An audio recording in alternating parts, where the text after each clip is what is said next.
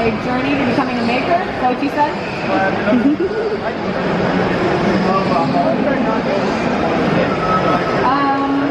How do I start? Y'all probably already know my story, so I feel kind of silly standing up here telling y'all, but I am April Wilkerson. I am from Texas in the States. It's on the southern part, if y'all don't know. And I got into making out of necessity. I couldn't afford to buy what I wanted, which at the time was a pantry to store dry goods in my kitchen. And so I thought, well, how hard can it be to make it? And that's exactly what I did. I borrowed a circular saw, I had a drill, and I built a big box with some drawers in it. And after I completed it, I felt super empowered.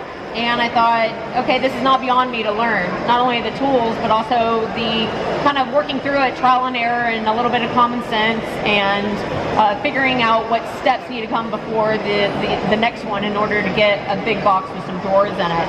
And so then I just looked around and I just thought, what else do I need that I could potentially build? And honestly, I'm still doing the exact formula today. I never in a million years thought that this was going to be a career. I didn't know that was even a possibility, because at that time, YouTube and the community that we have in events like this were not a thing yet. They weren't in existence. So it's not like if you're watching me today and you think what she's doing is really cool, I want to do that as well. You kind of have a template to go by. I didn't have that. So the fact that this is, I was able to make it into a career and travel around and build what I want and share that with people and have all of y'all show up to hear me talk and ramble on is truly amazing. But yeah, after taking on my projects, I started building a few, and I thought to myself, I really want to start sharing this with people because I want to help out anybody in the similar boat as me who has the motivation and the time to take on projects to fix up their own home, but doesn't know what a starting point is. And so I started a blog. That was, let's see, timelines, I guess, for you guys. I picked up my very first tool in 2013, and I started my blog in like summer of 2013, and then I started my YouTube channel making videos in 2014, so about a year later. And then it was a year after that I quit my job. I was in the oil and gas industry for about 7 years, and I started doing making and content creation full time. And now I'm on this stage rambling. I don't know what are you guys interested in talking about and hearing? I'd be happy to oblige.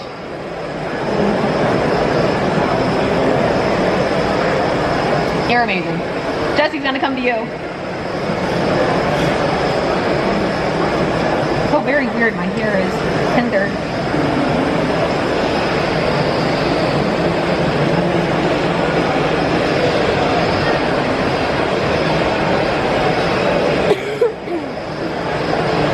I think Jesse's fixing it. Try it now. What was your favorite project? Favorite project? You know, that's really difficult.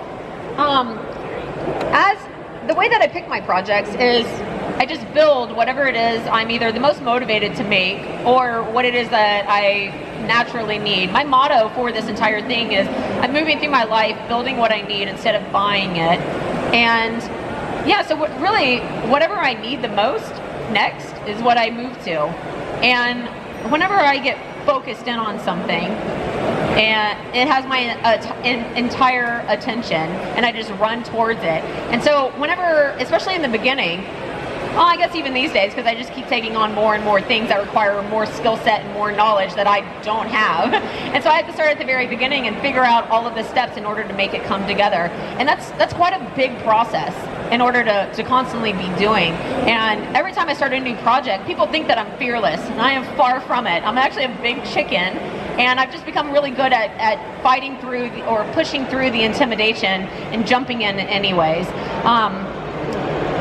This is a long answer, sorry I ramble a little bit, but my favorite project, it's really difficult to pick one from the other because whenever I have my focus on something, I get super into it, and I'm like invest a lot of time and energy figuring out how to do it correctly, how to share the story on how it was done and everything. It's a big evolution.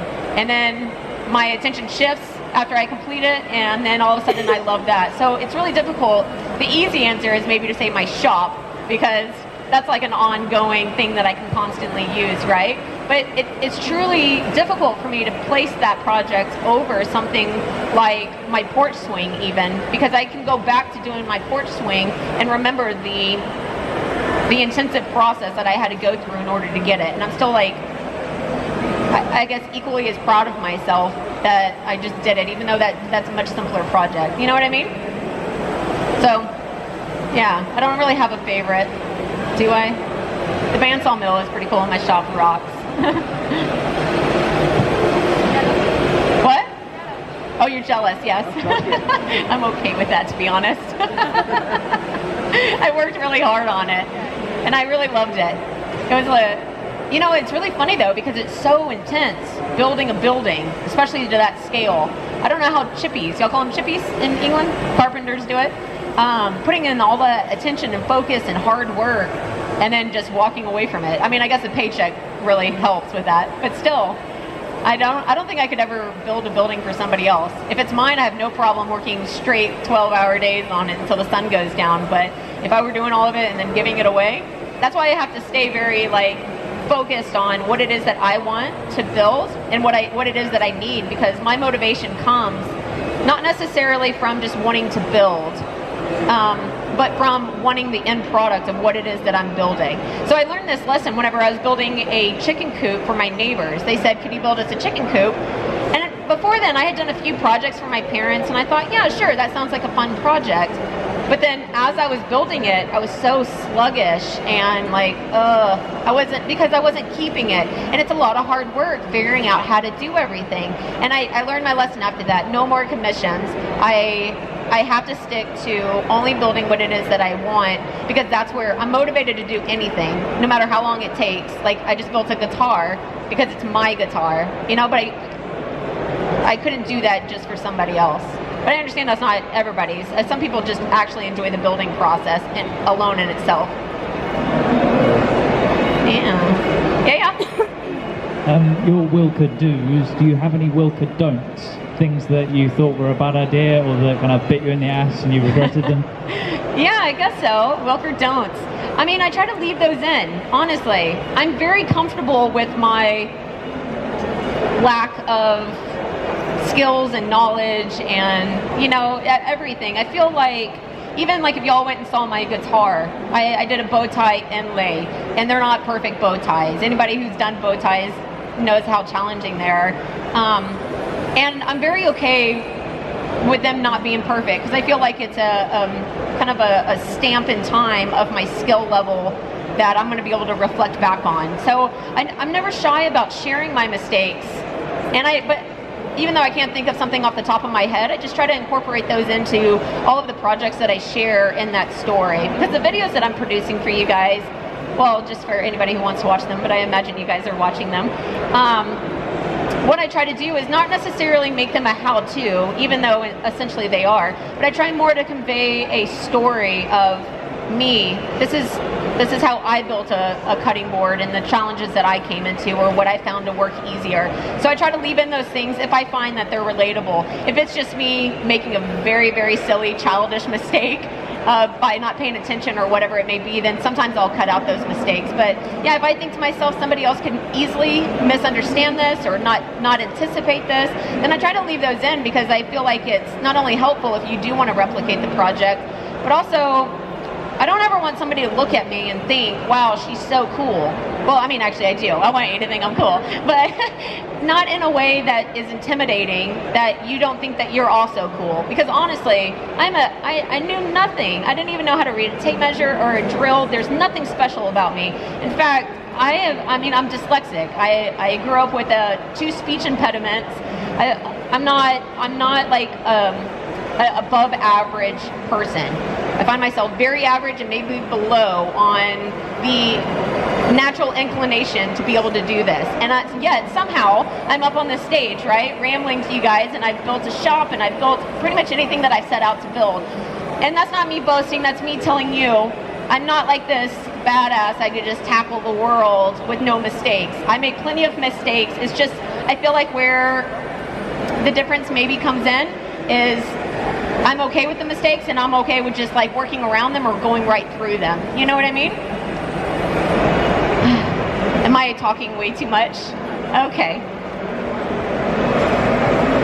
Was it quite daunting going from doing this full time when you first decided to actually quit your other job and just do it full time? Was it quite daunting, and what went through your head when you did that? Yeah, it wasn't. Whenever I was working, I worked in the oil and gas industry for 7 years. I went to college. I have a 4-year degree in it, and I worked for a wonderful company. I worked with some of my best friends. I made a lot of money, but I was just so unhappy. Not because it was a corporate world and a desk job. That didn't bother me. It was just this one particular position and my duties that I didn't enjoy, and it was literally sucking the soul out of me. Because again, I've now discovered about myself that I need organic motivation. I have to care about my end product, or I can't just go through the motions. And then I discovered making, and a light just shined through me again. I was motivated to stay up to all hours of the night designing and figuring out my next project and how to do it, and like thinking about a shop and tools. And I just thought, this is what I need to be doing. And so whenever it came time I was making myself sick trying to balance both, working full time, doing projects, and also trying to share that. And whenever it came time to making the decision of doing it, I just thought, it's easy. I would gladly take a fifth of what I will make in the corporate world in order to be happy. And so I was excited about the opportunity. And more than, I think that's more about knowing yourself. Are you motivated by money? And there's nothing wrong with that. Some people think, oh, well, that's selling out, but it's not. You just have to know yourself, right? Like, what is it that motivates you? Really spend time analyzing it so that you can find the answer instead of working against it, work with it. And I like money. I like spending and buying and whatever, but it's not the driving force. And so whenever it came time, I was totally fine with giving up the paycheck in order to jump in with 2 feet and just spend my days in my workshop. And then I am just beyond fortunate, and believe me, I realize it, how blessed I am to be able to that it worked out. Yep. Are there ever mornings where you wake up and can't be asked? And if there are, what do you do about it? What is it? Can't be asked? Can't be bothered. Can't be bothered. No motivation. Can't be bothered. Oh, definitely. Yeah. You know, what we do as content creators is spectacular. The community, getting to meet all of you people, getting to do what I love passionately for a living is, again, a blessing. But going from making as a hobby to making as a career it does change things. And then going from, I imagine that no matter which way you take it, which path, if you do commissions, or if you work in a cabinet shop, or if you do content creation, it's gonna alter your passion, and it's gonna alter it for you, right? So with content creation, you add in, not only are you adding in a business element, but you're also adding in very, very tight deadlines. If you're going to be pushing out, let's say, weekly videos, and then working with sponsors, and then there's just a lot of things that are added in order to add on pressure. So there's a lot of times where, like a kitchen table, I built a kitchen table, and I put a lot of time and focus into it, and I got it to the point to where I finished the top, and then I just set the top in place, because the top actually needs 2 weeks to fully cure, but I want to finish the bottom. And so my plan was to come back and flip it over and finish the bottom, but I never did, because it's like, oh, time is run out on this project, I have to move on to the next. If it wasn't my job, I would love to just take 2 weeks and finish my table. Like the top is not attached to the base right now, it's just like set on there, and it's walnut, so it's heavy, but still, it just goes back to, sometimes I'm sitting there sanding and I'm just thinking, I'm anxious about it, instead of being able to turn on music and enjoy the process, because I'm thinking, I don't have time for this. And sometimes I think that's really sad, but then other times, I mean, there's trade-offs to everything. But some days it does get to me, and I just think, I need a time off. And to be truthful, this has been an amazing time off for me, because I want to be building. Even if I take a vacation, I could just get antsy. I have to be doing something, and what I want to be doing is like typically using my hands and my mind to make something. And so coming to England and making a guitar, I'm not in my normal realm, so it's almost like a reset for me. It's been really, really nice. So now I feel like I can get back in the shop and run for another year with no breaks. So actually kind of related to that, my question is kind of like, how do you get your work-life balance, or does it even feel like you're getting a work-life balance because you are so motivated to do what you do, or do you have to be really intentional about times when you recharge, or like family time, friend time, things like that? Yeah, like a work-life balance. Yeah, I don't have a life. I have a work life. And it's really poor, honestly. It's not healthy, I understand that. And it's something that I set out as a goal this year to really help, like, focus on. I need to change this because I feel so blessed to be so young in life and to stumble across not only one passion, but I feel like 3 passions. Making, the business side, and telling stories. I love doing video work and conveying a story. And the most important thing to me at this point is protecting that passion for all 3 of those. I don't want to burn myself out, because how tragic would that be? You know, some people go their entire lives without finding a passion. And then some people go until they're like 40s or 50s, which thankfully they find it. But I found mine in my 20s. So I want to protect that. And so I know that I need to do a better job at the life-work balance. And the way that I'm kind of tackling that is, yeah, it's difficult being self-employed, because I can say I'm gonna stop at 6, but being self-employed, you're much more task-oriented than time-oriented. So it's like I want to go the end of the day, if on the guitars, if the stopping point is putting on the neck, o'clock in the morning or 6 p.m., I have no idea. So what I've been trying to do is I've hired on staff. It's like, nope, I'm at the point where I need some help. So I've hired on an assistant, I've hired on an editor, I've hired on people in order to take things off my plate so that I can go kayaking, or take the evenings off and actually get in my kitchen and cook. Yes, I cook. I mean, kind of. Don't hold me to that.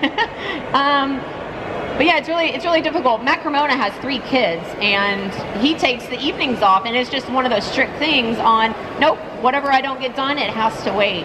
And you can either do 2 things: structure your business where it can accommodate that, or just structure your mental mindset on, if it doesn't get done, then that's what it is. I put my best into it during the work day, and if it didn't get done, then it has to wait until tomorrow. You know what I mean? So there's a few ways. Or the third route is to push through it and then never have a life until you wear yourself down. April? Yes? Don't take it the wrong way, because I'm just jealous. I'm seeing you every day in your workshop. Yes. You're working all the time. No, I'm not. I was about saying I'm trying to do the same, but I don't have time to spend the whole day in my workshop. How many people is helping you every day to make you being able to spend all that time in your workshop? Well, I do this full time. I quit my day job in order to do it full time. Oh, okay. So I did it. My shop time is very protected because I don't like people in my shop whenever I'm in my shop. I like to be alone with just my camera and my music. If I want to dance, if I want to sing, if I just want to sit and look at Instagram for a second, whatever it is, it's just a very personal space. And so I don't like people in my space helping me with my projects. That's never the goal for me. So the route that I did is I recently hired an editor, I hired an assistant, and I have people on the back end helping me kind of like run the business that I did whatever for the first four years by myself. My mom, yeah, she handles fulfillment. My dad as well. It's just, you constantly have to be trying new things. There's not one route that I find that works for everybody. So you have to constantly be thinking, okay, this is not working. What can I tweak? Let's try it. Don't be afraid to experiment and think, let's throw in this element. You know what I mean? Like, what is it that's consuming your days so much that is keeping you out of the shop right now?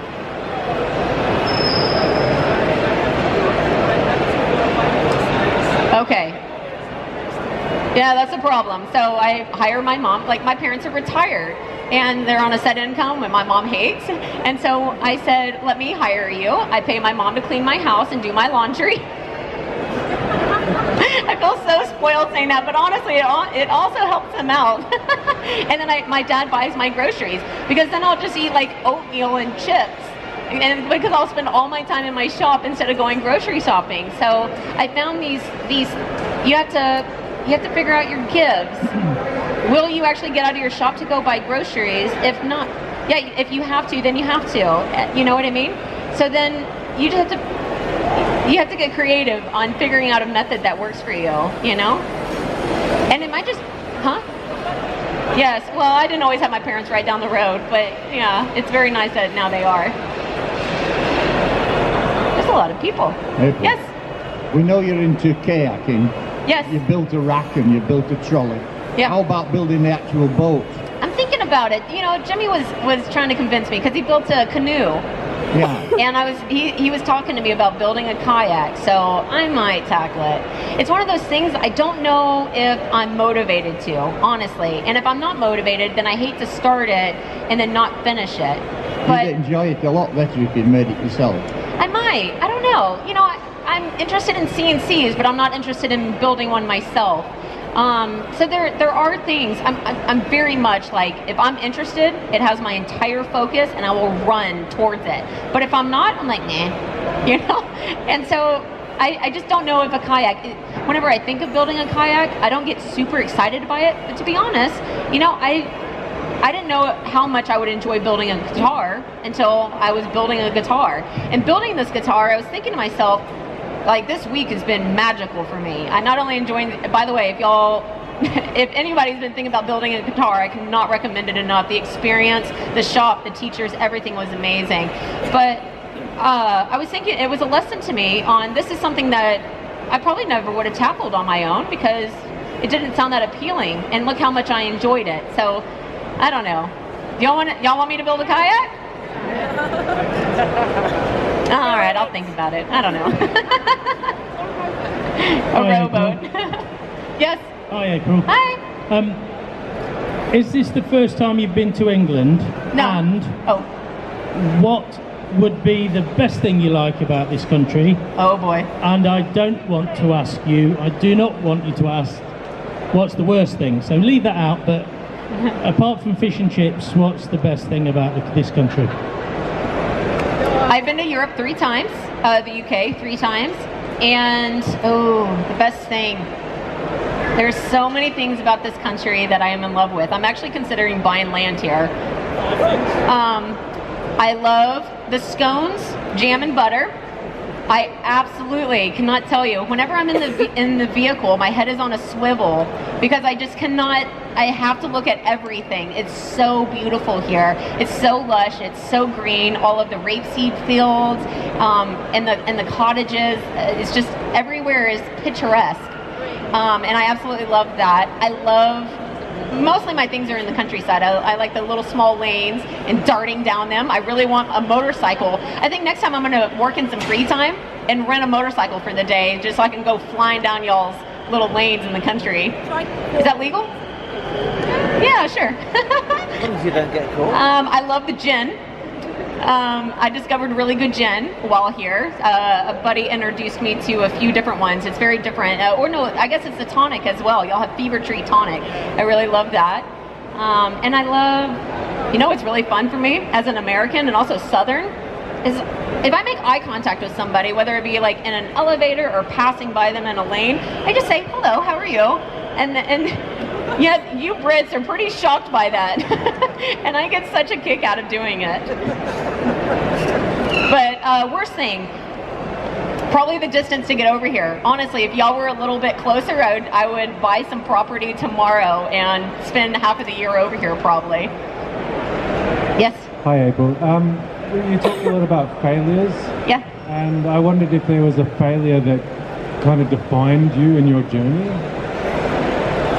You know, I don't think I've ever failed hard enough to not keep going. I don't know so much that, but like a failure that you thought, oh, that's the wrong thing, but then it turned into be the best thing for you. Changed like the trajectory of your journey, maybe perhaps. I don't know. I can't think off the top of my head anything that really stands out. Well, not because there hasn't been any, but just because I'm really bad about thinking off the top of my head of examples.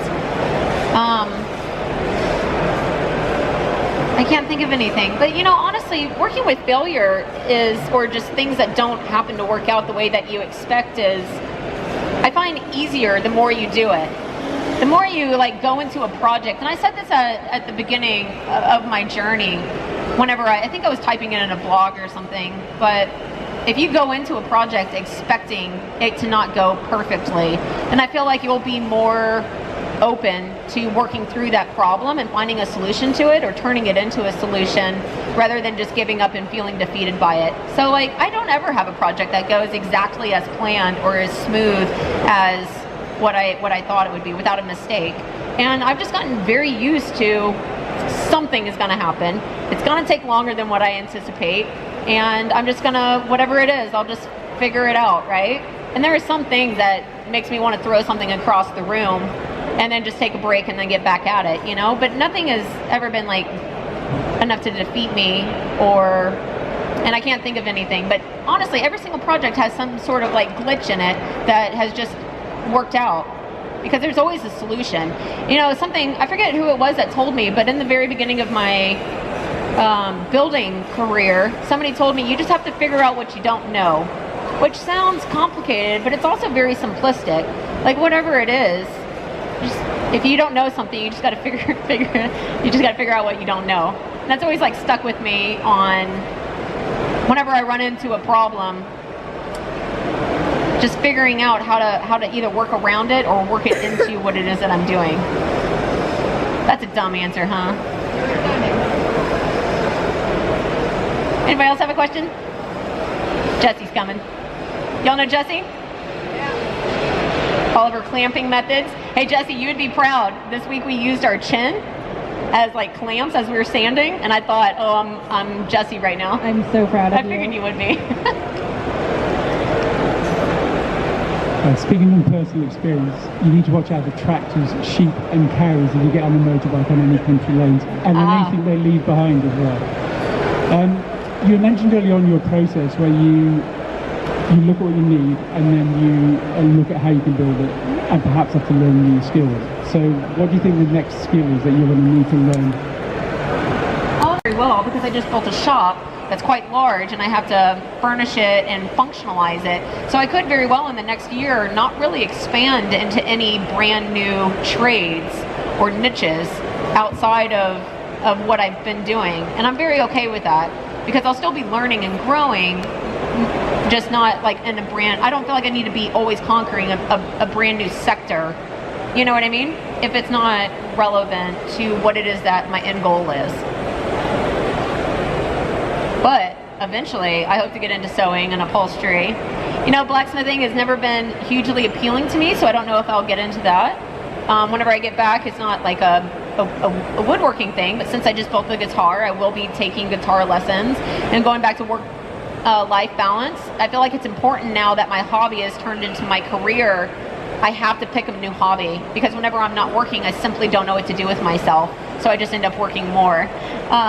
Because most of my hobbies that I'm into now, dirt biking or kayaking or stomping around my woods with a chainsaw, cutting down trees, that's all relying on the weather. So I feel like I need to pick some hobbies that I can do that aren't dependent on the weather, so I can force myself to take a mental cutoff, you know? Start farming alpacas. Alpacas. I'll leave that to Annie. No, I think about miniature donkeys. I have enough space for them. But they last like 40 years, and I'm like, that's a commitment. So we'll see. Yeah. How long did it take you to master Sketchup? Because I've had so many people say it's complicated. I can't plan things in my yeah. And I can only sometimes work things out as I go along to work any issues. Yeah. So the question is how long it took me to learn SketchUp. That's another thing that I just kind of dove into, and it is daunting, being self-taught. But fortunately, there's a lot of resources, really great resources these days that can help you skip that learning curve. And I will tell you, it is beyond worth it, especially if you have a mind like me. I'm dyslexic, so I can't think in my head. It just gets jumbled and cross-wired. So SketchUp is a requirement. It's like my main workaround for me being able to work around my learning disability but still do this as a living. It took me, I don't even know, I gave it a lot of goes, and then I gave up, and then I did a few more goes. Maybe 6 months or so, and then really it's been a yearly thing. I've been using SketchUp now for about 4 years, and it's just been every single project. I've learned more and more, and then what you do is you build up a foundation, then you watch somebody else model and you think, oh, you pick up a few tips. Yeah, Jay Bates has videos, which honestly, I'm thinking about putting out videos too, because it's something I'm super passionate about. I feel like it's such a valuable tool in my life that I love passing on. I feel like I'm passing on like empowerment when I teach somebody SketchUp, because it's just like, here's this awesome tool that's going to change your workflow, right? And the perfect sponsor. Yeah, I'm talking to him. I would say watch Jay Bates, but the most effective thing that I found whenever I was learning that really made that connection for me was I watched SketchUp's kind of a first tutorial teaching the basic tools, and then what I did is I took that and I immediately modeled something that I built in real life, and that made all the difference in the world, because the SketchUp is mostly geared towards architects and interior designers, and so their videos are based off of that. But if they do a good job at teaching you the tools. This is the move tool, this is the push-pull tool, the rectangle tool. So if you can watch that tutorial and follow along through it, trying to understand the tools and how they're used, almost like a circular saw does this, a drill does this, then you move to your project and you think, okay, how do I put those tools and their functions to build this end table or whatever it is that you've built in real life? And I found in my mind that that's really what made it, okay, I'm getting this now, you know? But I can tell you, it's definitely, it was a game changer in my world, learning SketchUp. I make a cut list off of it, I make a material list so I know what to shop with, I do all my designing in it. So I think it's worth it, the time and effort. We can do one more if anyone has anything.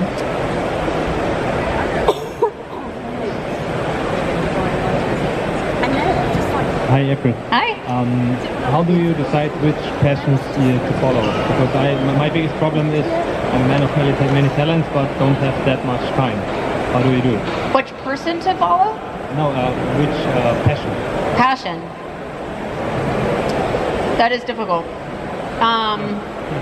Making for me is the biggest one, and I guess that's the big cover blanket. But really, if I analyze it, what is my main passion and motivation? It's my projects to improve my house and home. And so I really honestly let that root dictate everything about what I do. So if I move through my life building what I need, and I just bring in blacksmithing or sewing or woodworking or construction in order to get that end product. And I let that end product dictate, like fixing up my house, my shop, my parents' house if they ask politely.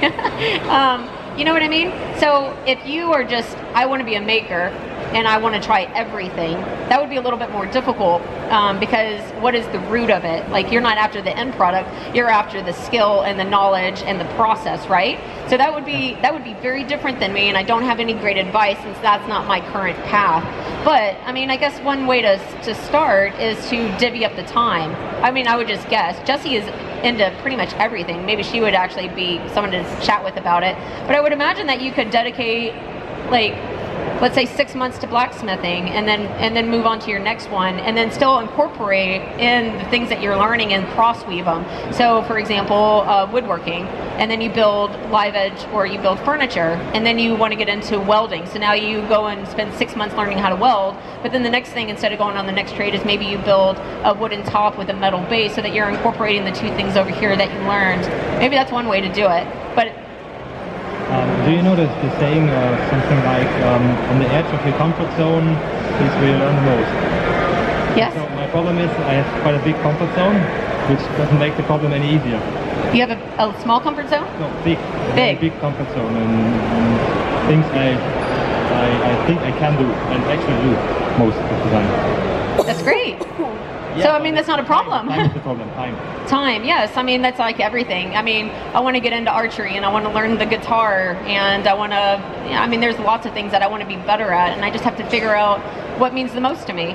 What is it that is keeping me up at night thinking in my head? Is it playing the guitar, or is it building that end table and figuring out how to do it? You know what I mean? Like, the things that keep me up at night is really whatever makes me the most excited in life is what I'm constantly chasing after, whether it be in this profession or not. I really let happiness and passion drive me in a lot of ways.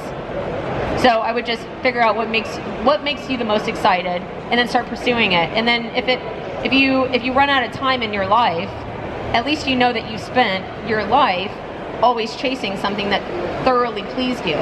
You know what I mean? And that's nothing to scoff at. Yeah, maybe just build a time machine. That would be one There you solution. go. Time machine, immortality sink, or fountain, whatever it is. All right, that's time. Thanks you, for showing April. up to my awkward talk.